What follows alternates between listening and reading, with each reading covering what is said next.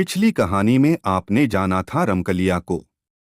एक शोरशी, एक ऐसी किशोरी जो बिंदास स्वभाव की थी, निडरता की महारानी थी। यहाँ पिछली कहानी के अंतिम पैराग्राफ को देना उचित प्रतीत हो रहा है। एक दिन सूर्य डूबने को थे।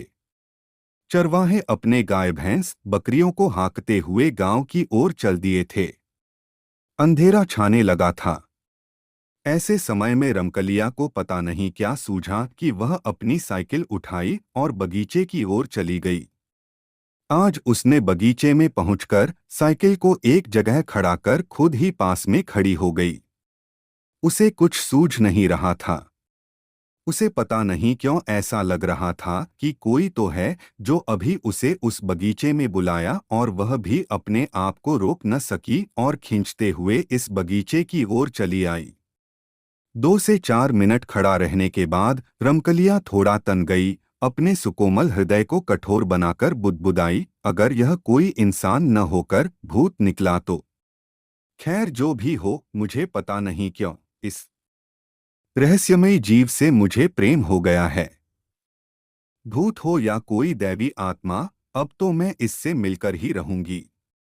इंसान इंसान को अपना बनाता है। मैं अब इस दैवी आत्मा को अपना हमसफर बनाऊंगी। देखती हूँ इस अनजाने अनसमझे प्यार का परिणाम क्या होता है। अगर वह इंसान नहीं तो कौन है, और किस दुनिया का रहने वाला है, कैसी है उसकी दुनिया। यह सब सोचती हुई रमकलिया अपने साइकिल का हैंडल पकड़ी और उसे डुगराते हुए बगीचे से बाहर आने लगी। अब बगीचे में पूरा अंधेरा पसर गया था और साथ ही सन्नाटा भी। हाँ, रह रह कर कभी कभी गांव की ओर से कोई आवाज उठ आती थी। रात को रमकलिया अपने कमरे में बिस्तरे पर करवटें बदल रही थी। नींद उसकी आंखों से कोसों दूर थी। एक अजीब सिहरन गुदगुदी का एहसास हो रहा था उसको। उसे कभी हंसना तो कभी रोना आ रहा था। तभी अचानक उस कमरे के जंगले से एक बहुत ही तेज डरावनी सरसराती हवा अचानक कमरे में प्रवेश की। बिना बहती हवा के अचानक कमरे में बैठी इस डरावनी हवा से रमकलिया थोड़ी सहम गई और फटाक से उठकर बैठ गई। उसकी सांसें काफी तेज हो गई थीं। वह धीरे धीरे लंबी सांस लेकर अपने बढ़ते दिल की धड़कन को भी काबू में करने का प्रयास किया। तभी उसे ऐसा लगा कि कोई उसके कान में हौले हौले भारी आवाज में गुनगुना रहा हो। बढ़ती दिल की धड़कन कुछ तो कह रही है, मैं तेरा दीवाना जलता परवाना हूँ, तू क्यों नहीं समझ रही है। इसी के साथ उसे लगा कि वह सरसराती हवा उसके बिस्तरे के बगल में हल्के से मूर्त रूप में स्थिर हो गई है, पर कुछ भी स्पष्ट नहीं है। अचानक उसे लगा कि वही बगीचे में वाले सुकोमल हाथ फिर से उसके बालों के साथ खेलने लगे हैं, उसे एक चरम आनंद की अनुभूति करा रहे हैं। वह चाहकर भी कुछ न कह सकी और धीरे धीरे फिर से लेट गई। अरे यह क्या, उसके लेटते ही ऐसा लगा कि उसके कमरे में रखी एक काठ कुर्सी सरकते हुए उसके सिरहाने की ओर आ रही है। वह करवट बदली और उस काठ कुर्सी की ओर नजर घुमाई, तब तक वह काठ कुर्सी उसके सिरहाने आकर लग गई। फिर बिना कुछ कहे एक मदमस्त अलहड़ प्रेमांगना की तरह अंगड़ाई लेते हुए, सांसों को तेजी के साथ छोड़ते हुए वह फिर से चुपचाप बिस्तरे पर लेट गई। उसके लेटते ही वह सुकोमल हाथ फिर से उसके बालों से खेलने लगे। वह एक कल्पित दुनिया की सैर पर निकल गई। यह कल्पित दुनिया अलौकिक थी। इस दुनिया की इकलौती राजकुमारी रमकलिया ही थी, जिसे एक अपने सेवक से प्रेम हो गया था। वह इस कल्पित दुनिया में आनंदित होकर विचरण कर रही थी। अचानक रमकलिया को इस कल्पित दुनिया से बाहर आना पड़ा, क्योंकि से लगा कि कोई उसका सिर पकड़कर जोर जोर से हिला रहा है, यानी जगाने की कोशिश कर रहा हो। रमकलिया को लगा कि कहीं यह भी स्वप्न तो नहीं, पर वह तो जगी हुई ही थी। वह उठकर बैठ गई। फिर उस कमरे में शुरू हुई एक ऐसी कहानी जो रमकलिया को उसके पिछले जन्म में लेकर चली गई। रमकलिया बिस्तरे पर सावधान की मुद्रा में बैठी हुई थी। काठ कुर्सी पर मूर्त रूप में पर पूरी तरह से अस्पष्ट हवा का रूप विराजमान था और वहां से एक मर्दानी भारी आवाज सुनाई दे रही थी। वह आवाज कह रही थी, रमकलिया तू मेरी है, सिर्फ मेरी। मैं पिछले 2-3 जन्मों से तुझे प्रेम करता आ रहा हूं।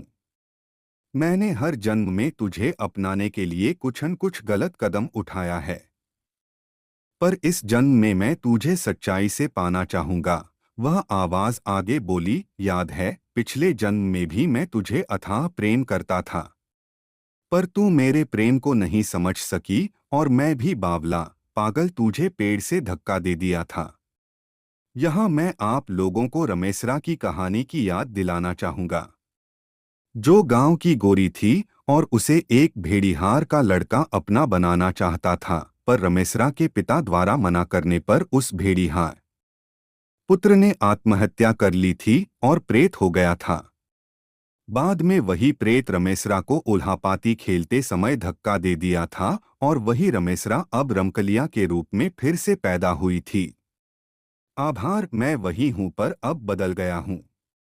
भले मैं आत्मा हूँ, एक प्रेत हूँ, पर अब मैं अपनी प्रियतमा का कोई अहित नहीं करूँगा और अब उसे नफरत से नहीं प्रेम से जीतूंगा। उस हवा रूपी आवाज की बातें सुनकर रमकलिया एक पागल प्रेमी की तरह उठकर उस कुर्सी पर विराजमान मूर्त पर अस्पष्ट हवा से लिपट गई।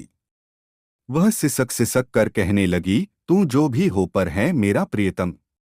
मैं अब तेरे बिना जी नहीं सकती। तू अब देर न कर, अभी मेरी मांग में सिंदूर भर और मुझे अपना बना। मुझे सदासदा के लिए अपने साथ ले चल। इतना कहने के बाद रमकलिया को पता नहीं अचानक क्या हुआ कि वह बिस्तरे पर गिर गई। सुबह सुबह रमकलिया के माता पिता रमकलिया के कमरे का दरवाजा पीटे जा रहे हैं, पर वह उठने का नाम नहीं ले रही है। रमकलिया के माता पिता बहुत ही परेशान हैं क्योंकि रमकलिया के कमरे से कोई सुगबुगाहट नहीं आ रही है। आसपास के कुछ लोग भी एकत्र हो गए हैं। सब चिल्ला चिल्लाकर रमकलिया को जगाना चाहते हैं। अंततः रमकलिया के माता पिता ने कमरे का दरवाजा तोड़ने का फैसला किया क्योंकि वे अब किसी अनहोनी की आशा में पीले पड़ते जा रहे थे। लकड़ी के दरवाजे पर कसकर एक लात पड़ते ही अंदर से लगी उसकी किल्ली निकल गई और भड़ाक से करके दरवाजा खुल गया। दरवाजा खुलते ही रमकलिया के माता पिता रमकलिया के बिस्तर की ओर भागे। साथ में आसपास के कई लोग भी थे। रमकलिया के कमरे का हुलिया पूरी तरह से बदला हुआ था। कमरे में एक अजीब भीनी भीनी खुशबू पसरी हुई थी और साथ ही रमकलिया के बिस्तरे पर तरह तरह के फूल बिछे हुए थे। पास पड़ी कुर्सी पर सिंधोरे का एक डिब्बा पड़ा हुआ था और ऐसा लग रहा था कि बिस्तरे पर रमकलिया नहीं, कोई नवविवाहिता लाल साड़ी पहनकर औंधे मुंह लेटी हुई है। रमकलिया की मां ने देर न की और बिस्तरे पर सोई उस महिला को झंकझोरने लगी। अरे यह क्या! उस सोई तरुणी ने करवट बदला और आंखें मलते हुए उठकर बैठ गई। सभी लोग अचंभित तो थे ही, पर रमकलिया का यह रूप देखकर उन्हें सांप भी सूंघ गया था। दरअसल वह रमकलिया ही थी, पर वह एक नवविवाहिता की तरह संजरी संवरी हुई थी। उसके हाथों में लाल लाल चूड़ियां थीं तो पैर में महावर लगा हुआ था। पता नहीं कहां से उसके पैर में नए छागल भी आ गए थे। सर पर सोने का मंगटिक्का शोभा पा रहा था और उस मंगटिक्के के नीचे सिंदूर की हल्की आभा बिखरी हुई थी। सभी लोग हैरान परेशान। अरे रात को ही तो रमकलिया अपने कमरे में आई थी। रात को उसके कमरे में कोई सुगबुगाहट भी नहीं हुई।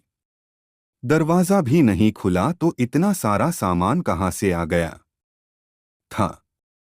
क्योंकि उसको जिस तरह से सजाया गया था उससे ऐला लग रहा था कि कोई 8 से 10 महिलाओं ने 2 से 4 घंटे मेहनत करके उसे सजाया है। रमकलिया के माता पिता परेशान थे कि उनके घर में इतना कुछ हो गया और उनके कान पर जू तक नहीं। रमकलिया बिस्तरे से उठी। उसके चेहरे पर हल्की सी मुस्कान थी। वह अपने कमरे में स्तब्ध खड़े लोगों विशेषकर अपने पिता और माता की ओर देखने लगी। वह धीरे धीरे चलकर अपने माता के पास गई और उनके गले लग गई। उसने कहा कि माँ, मैं अब विवाहिता हूँ। इसके बाद भी उसकी माँ कुछ बोल न सकी। सभी लोग आश्चर्य में डूबे। धीरे धीरे यह बात गांव क्या पूरे जवार और जिले में फैल गई।